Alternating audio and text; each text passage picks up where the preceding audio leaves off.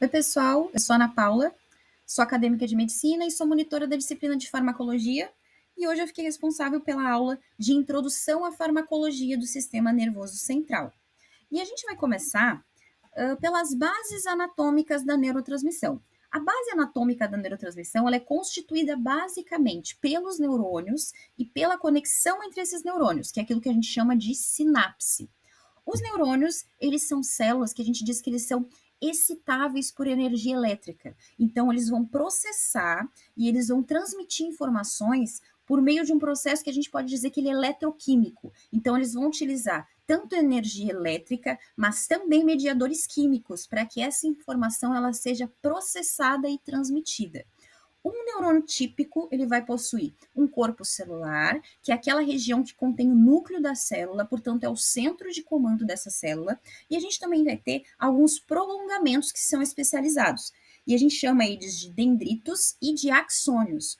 Os dendritos, eles vão receber informação de outros neurônios e vão conduzir essa informação lá para o corpo celular. Os axônios, eles vão enviar as informações para outros neurônios. Então, eles vão transportar o sinal de saída ali do corpo celular de um neurônio.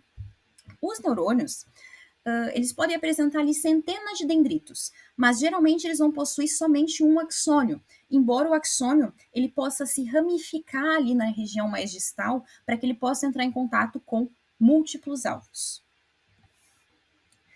Além da gente ter os neurônios no nosso sistema nervoso, a gente tem algumas outras células que a gente chama de células não neuronais, que são denominadas células da glia.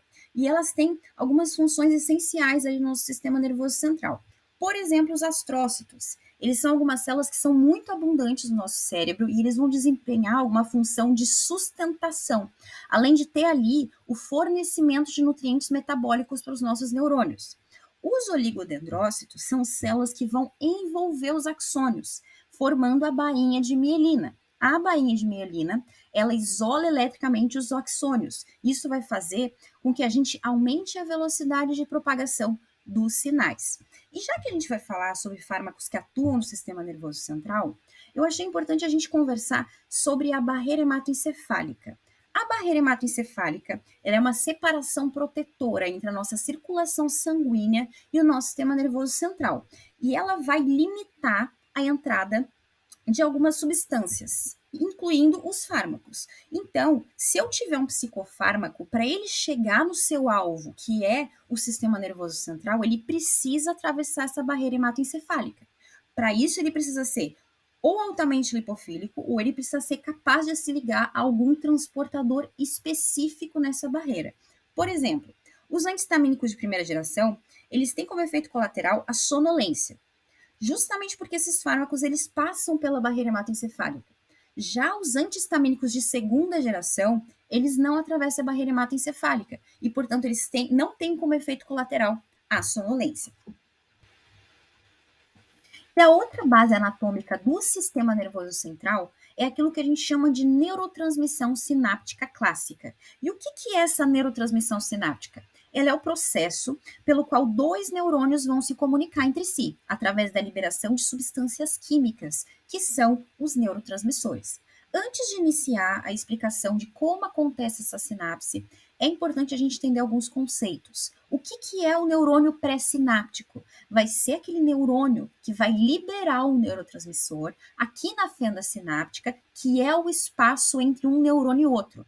E esse neurotransmissor liberado na fenda sináptica pelo neurônio pré-sináptico, ele vai se ligar ao seu receptor no neurônio pós-sináptico, que é aquele que vem depois da fenda sináptica. Dito isso, como é que acontece esse processo? Então, a gente vai ter ali a formação de um impulso elétrico no neurônio pré-sináptico, que é aquilo que a gente chama de potencial de ação. Esse potencial de ação ele pode ser gerado por um neurotransmissor, pela luz, por uma substância química, por um hormônio, enfim. Esse potencial de ação, ele vai se propagar ao longo do axônio do neurônio pré-sináptico, atingindo o final do axônio. Lá no final do axônio, vai acontecer uma abertura de canais de cálcio. Esse aumento de cálcio no final do axônio vai promover a fusão entre algumas vesículas que armazenam neurotransmissores com a membrana final do axônio. E esse neurotransmissor contido nessas vesículas vai ser liberado lá na fenda sináptica e vai encontrar o seu receptor lá na membrana do neurônio pós-sináptico. Quando esse neurotransmissor se liga lá no seu receptor, na membrana pós-sináptica, vai acontecer a abertura de alguns canais, causando uma mudança ali na permeabilidade dos íons dessa membrana, o que vai formar, então, como se fosse um sinal de excitabilidade por um neurônio pós-sináptico. E na neurotransmissão sináptica, é importante a gente comentar sobre como que acontece a remoção de neurotransmissores da fenda sináptica. Para que a comunicação entre os neurotransmissores ela seja breve e o sinal não fique ali permanentemente ligado, os neurotransmissores eles precisam ser removidos ali da fenda sináptica. Essa remoção ela pode ocorrer por recaptação pelo neurônio pré-sináptico. Então, o neurônio pré-sináptico ele libera o neurotransmissor e depois que ele estimulou por um tempo suficiente o neurônio pós-sináptico, esse neurônio pré-sináptico faz essa recaptação e recicla esse neurotransmissor. Outra maneira de fazer a remoção desse neurotransmissor da fenda sináptica é por meio de uma degradação enzimática, onde algumas enzimas vão ali quebrar esse neurotransmissor.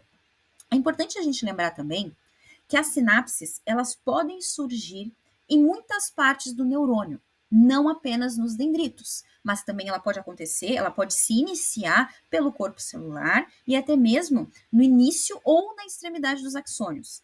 Mas, apesar de poder surgir em vários locais, a comunicação entre os neurônios, ela é chamada de anterógrada, ou seja, sempre na mesma direção. A direção ela deve ser sempre dendrito, corpo, axônio. Nunca se inverte essa ordem, apesar da gente poder se iniciar em qualquer parte dessas estruturas, tá bom? E existe aqui também um conceito que a gente fala que é a sequência temporal da transdução de sinais, ou então a cascata de transdução de sinais. Vamos tentar entender o que é isso.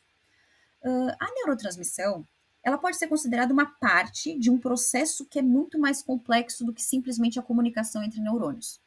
Porque toda essa transdução de sinais, ela é considerada como se fosse uma comunicação entre o genoma de dois neurônios. Portanto, também pode haver uma resposta que é a nível genômico dessa sequência de sinais, com ativação de genes. E, portanto, como a gente tem essa ativação de genes, a gente faz a síntese de novas proteínas. Então, isso gera uma resposta que a gente diz que ela é duradoura. Então, as consequências dessa resposta, ela pode ser a longo prazo, justamente porque houve a síntese de novas proteínas.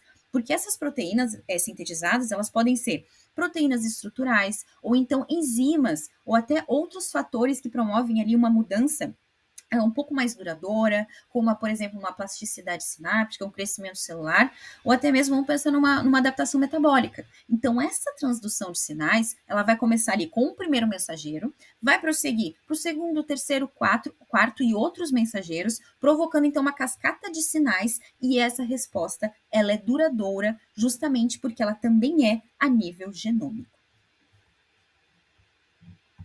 Então, aqui a gente tem listado alguns locais de ação dos fármacos, tá? Praticamente todos os fármacos que atuam no sistema nervoso central, eles vão produzir alguns efeitos modificando algumas etapas da neurotransmissão sináptica. Então, por exemplo, os fármacos que vão atuar na síntese, no armazenamento, no metabolismo e na liberação de neurotransmissores, eles vão estar influenciando um mecanismo ali pré-sináptico. Por exemplo, a anfetamina ela é um estimulante, então ela vai induzir a liberação de catecolaminas na fenda sináptica. A toxina botulínica, ela vai bloquear a liberação de neurotransmissores. Outro exemplo, a cocaína, ela bloqueia a recaptação de catecolaminas na fenda sináptica. Portanto, ele vai potencializar a ação dessas catecolaminas, que vão ficar disponíveis por mais tempo ali na fenda sináptica, estimulando por mais tempo os seus receptores. A anticolinesterase, ela bloqueia a degradação de acetilcolina e, portanto, vai prolongar a ação da acetilcolina. Também a gente tem fármacos que vão atuar ali na região pós-sináptica, como, por exemplo, atuação sobre os receptores. Então, os fármacos eles podem se ligar em receptores, atuando em semelhança a uma substância endógena, já produzida pelo nosso organismo, ou então ele pode se ligar no receptor, inibindo a ligação dessa substância endógena. o fármaco ele tem como alvo os transportadores pré-sinápticos, o que vai acontecer? Os transportadores pré-sinápticos, eles são transportadores que depois que o neurotransmissor foi liberado na fenda sináptica e ter tido a sua ação ali no neurônio pós-sináptico, esse neurotransmissor ele vai ser recaptado para dentro desse neurônio pré-sináptico para que a atividade dele seja cessada. Então, quando eu tenho um fármaco que tem como alvo esse transportador pré-sináptico, ele vai bloquear a ação desse transportador, mantendo então esse neurotransmissor por mais tempo na fenda. Isso vai prolongar a ação desse neurotransmissor. Como esses fármacos eles aumentam a disponibilidade desse neurotransmissor na fenda, eles podem ser utilizados, por exemplo, para ajudar a aliviar sintomas de depressão e ansiedade. Por exemplo, eu posso ter um fármaco que bloqueia a recaptação de serotonina e noradrenalina. Então, ele vai aumentar os níveis de serotonina e noradrenalina, prolongando o tempo de ação desses neurotransmissores. E se eu tiver como alvo os transportadores vesiculares, o que são esses transportadores vesiculares? Eles armazenam neurotransmissores em vesículas. Então, esses neurotransmissores que estão ali na fenda sináptica vão ser transportados para dentro dessas vesículas, usando ali uma bomba de prótons. Então, se eu bloquear esse transportador, vai acontecer o mesmo processo ali dos transportadores pré-sinápticos. Ele vai manter por mais tempo o neurotransmissor na fenda, já que ele não vai ser transportado para dentro dessas vesículas, ele vai ficar ali por mais tempo, e a gente vai prolongar a ação desses neurotransmissores. E a gente também pode utilizar ele como antidepressivos ou ansiolíticos, tá? Se eu tiver como alvo os canais iônicos, a abertura desses canais iônicos pode ocorrer de duas maneiras principais. Ou ele vai abrir por voltagem, ou ele vai abrir por um ligante, sendo que esse ligante ele vai ser qualquer substância que se liga a um receptor. Então, esse ligante se liga ao receptor e abre um canal de íon. Então, por exemplo, um fármaco que age num canal iônico regulado por voltagem são os anestésicos locais e os anticonvulsivantes, porque eles se ligam ao canal de sódio regulado por voltagem e vai inibir a abertura desse canal, o que vai reduzir a excitabilidade desses neurônios, porque não vai ter entrada ali de íons positivos, que no caso seria o sódio, sendo útil então para a gente controlar as crises epiléticas e reduzir a percepção de dor. Já um exemplo de fármaco que vai atuar em canais iônicos regulados por ligante é, por exemplo, o diazepam. Então, o fármaco ele vai se ligar ali num sítio do receptor, tá? E juntamente com o GABA, ele vai promover a entrada de íons cloreto, que é um íon que ele é negativo. Então, ele vai diminuir a excitabilidade neuronal. Então, vai intensificar a ação desse GABA como um ansiolítico e um sedativo, porque o GABA ele é o principal neurotransmissor que ele diminui a excitabilidade neuronal. Se o fármaco ele tiver como alvo o receptor ligado à proteína G, os receptores ligados à proteína G, eles são chamados de metabotrópicos, porque em vez de eles atuarem diretamente sobre os canais iônicos, eles vão ativar uma série de eventos intracelulares, mas também vão interferir na abertura de canais iônicos. E eles também podem ser utilizados como antipsicóticos e antidepressivos. Se eu tiver um fármaco que tem como alvo as enzimas, a ação desses psicofármacos, ela vai envolver a inibição de certas enzimas, que regulam ali a disponibilidade de neurotransmissores no sistema nervoso central. Os inibidores dessas enzimas, eles podem ser tanto reversíveis quanto irreversíveis. Um inibidor reversível, ele é um tipo de psicofármaco que vai se ligar temporariamente a uma enzima. Então, ele vai inibir a ação dela sem causar um dano permanente à estrutura daquela enzima.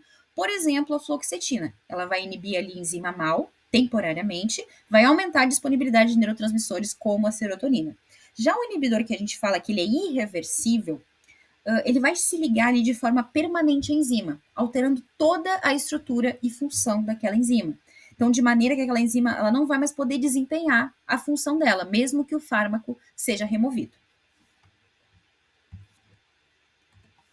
E a gente tem aqui alguns exemplos dos principais neurotransmissores que são alvo de fármacos psicotrópicos, tá? Então vamos começar aqui pela serotonina. A serotonina, eu posso ter alguns fármacos que vão interferir nessa neurotransmissão serotoninérgica, como por exemplo, os inibidores seletivos da recaptação de serotonina, como, por exemplo, a fluoxetina. Ela vai aumentar os níveis de serotonina para aliviar sintomas depressivos e ansiosos. Já a noradrenalina, a gente tem alguns fármacos que vão interferir ali na neurotransmissão noradrenérgica, que vão atuar como antidepressivos, como, por exemplo, o inibidor da recaptação tanto de serotonina quanto de noradrenalina, que vão aumentar esses níveis de nora e de serotonina, e eles podem ajudar na depressão, mas também no TDAH. A dopamina, os fármacos que atuam na neurotransmissão dopaminérgica, a gente pode ter ali antipsicóticos, que eles vão reduzir a atividade dopaminérgica para tratar esses sintomas psicóticos. Já vou ter alguns estimulantes que vão aumentar a dopamina para melhorar sintomas como, por exemplo, TDAH. A gente também tem um destaque que a gente tem algumas disfunções na dopamina que são ligadas à esquizofrenia, ao TDAH e a doenças como Parkinson. Então, a gente também vai ter alguns fármacos que vão interferir nessa neurotransmissão dopaminérgica para tratar esse tipo de doença. E a gente também tem aqui o glutamato. O glutamato é o principal neurotransmissor excitatório, tá? E ele é sintetizado a partir da glutamina. E ele possui dois tipos de receptores. A gente tem receptores que são ionotrópicos e receptores que são metabotrópicos. Os ionotrópicos vai ser o AMPA, o kainato e o NMDA. Os receptores metabotrópicos vão ser aqueles que são ligados à proteína G e vai do mGLUTR1 ao mGLUTR8, tá? São 8 receptores. E é importante a gente lembrar que o excesso de glutamato na fenda sináptica pode levar a um fenômeno chamado excitotoxicidade, em que a ativação excessiva de receptores de glutamato vai levar à morte desses neurônios. Essa excitotoxicidade está associada a algumas doenças neurodegenerativas, como, por exemplo, o Alzheimer e também a ELA, que é a esclerose lateral amiotrófica.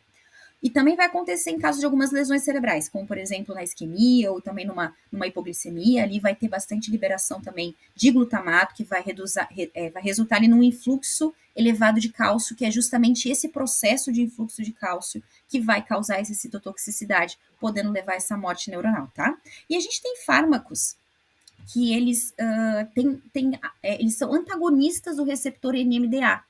A gente tem como exemplo a ketamina, que atualmente eles têm sido estudados e investigados para depressão resistente.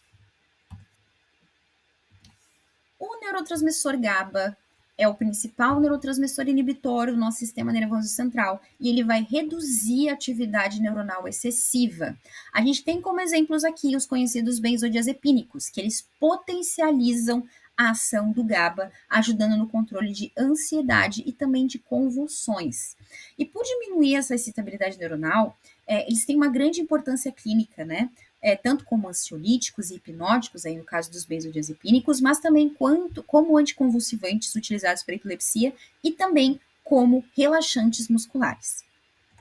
A gente também tem a acetilcolina, então a gente vai ter ali os fármacos que atuam como inibidores da acetilcolinesterase. A acetilcolinesterase, ela vai degradar a acetilcolina. Então, se um fármaco vem inibindo essa enzima, ele vai aumentar, então, os níveis de acetilcolina na fenda sináptica, sendo utilizados no tratamento do Alzheimer. Existem dois tipos de receptores de acetilcolina. A gente tem ali os nicotínicos, que são os ionotrópicos, e a gente vai utilizar eles para o caso de dependência de nicotina. A gente também tem os muscarínicos, que são receptores metabotrópicos, e eles no cérebro, eles estão muito associados à doença do Alzheimer. Com relação à estamina, os fármacos que atuam ali na neurotransmissão estaminérgica, eles podem ser antipsicóticos e podem ser antihistamínicos, tá? Que vão bloquear os receptores de estamina, causando sedação. A gente tem 4 tipos de receptores de estamina. O H1, ele está relacionado ao processo alérgico, mas ele também está relacionado a áreas ligadas ao sono e à vigília, ao controle do sono e vigília. A gente fala que é o interruptor sono-vigília. Então, os bloqueadores do receptor H1, especialmente os de primeira geração, eles vão causar sedação, justamente porque eles atravessam a barreira hematoencefálica, então vão induzir a sedação. Enquanto aqueles bloqueadores de H1 de segunda geração, eles não vão atravessar facilmente a barreira hematoencefálica. Então, eles são usados para alergia sem causar um efeito sedativo. Os receptores H2, eles influenciam na plasticidade sináptica e nos processos cognitivos. E o receptor H3, ele tem sido alvo de estudos para TDAH, para esquizofrenia e para narcolepsia, que é aquilo que a gente chama de sonolência diurna. O receptor H4, ele não tem tanta importância aqui para nós, porque o nosso objetivo aqui é estudar os psicotrópicos, né? E no caso, o receptor H4, ele tem um papel ali na regulação da resposta imune, então não vem ao caso nesse momento. E com relação aos neuropeptídeos e hormônios, a gente tem como exemplo de neuropeptídeos as endorfinas e as encefalinas, que elas modulam a dor e o humor. E como exemplo de hormônios, a gente tem o cortisol, que ele está ligado ali à nossa resposta ao estresse. Então, a gente tem alguns fármacos que vão agir sobre esses neuropeptídeos e hormônios, e a gente pode ter eles como analgésicos e também como antidepressivos. Pessoal, com relação aos canabinoides, é importante a gente saber o que é o THC. O THC ele é o principal composto psicoativo da cannabis, tá? E a gente tem dois receptores canabinoides no nosso organismo. A gente tem o CB1 e o CB2, sendo que o CB1 é o mais abundante no nosso cérebro, especialmente nas áreas que são responsáveis pela memória, pela cognição e pela percepção da dor. E a gente tem também canabinoides endógenos, que é aquilo que a gente chama de endocannabinoides, que são substâncias produzidas naturalmente pelo nosso corpo, como, por exemplo, a anandamida e o arquidonilglicerol, que eles ativam também os receptores CB1. Diferentemente dos neurotransmissores clássicos, os endocannabinoides eles não são pré-formados e armazenados. Eles vão ser sintetizados rapidamente em resposta a certos estímulos. Esses endocannabinoides também têm uma característica que é única. Eles atuam como mensageiros retrógrados. Isso significa que, após serem liberados pelo neurônio pós-sináptico, eles viajam de volta para o neurônio pré-sináptico. E eles ativam os receptores CB1, o que vai resultar na inibição da liberação de neurotransmissores. Isso, então, vai suprimir a liberação de neurotransmissores no neurônio pré-sináptico. Essa supressão ela pode ser tanto transitória quanto duradoura, dependendo do tipo de sinal e também do padrão de atividade neuronal. Os principais efeitos ali do uso de canabinoides, é importante a gente falar sobre o efeito sobre a memória e a cognição. Eles podem sim prejudicar a memória e as funções cognitivas, porque eles vão ter uma ativação dos receptores CB1, inibindo a comunicação entre os neurônios em regiões do cérebro que estão ligadas a esses processos, como, por exemplo, o hipocampo. E eles também podem alterar a nossa percepção de dor, já que eles vão modular a percepção de dor ao diminuir, né, a liberação dos neurotransmissores excitantes na via da dor. A gente também tem algumas substâncias que são reguladoras do nosso sistema nervoso central, como, por exemplo, as neutrofinas. As neutrofinas, elas são algumas proteínas, tá? Que elas são bem importantes no processo de plasticidade sináptica. Um processo de plasticidade sináptica, ele permite para o cérebro a gente modificar algumas conexões neuronais em resposta a algumas experiências ou então algum aprendizado.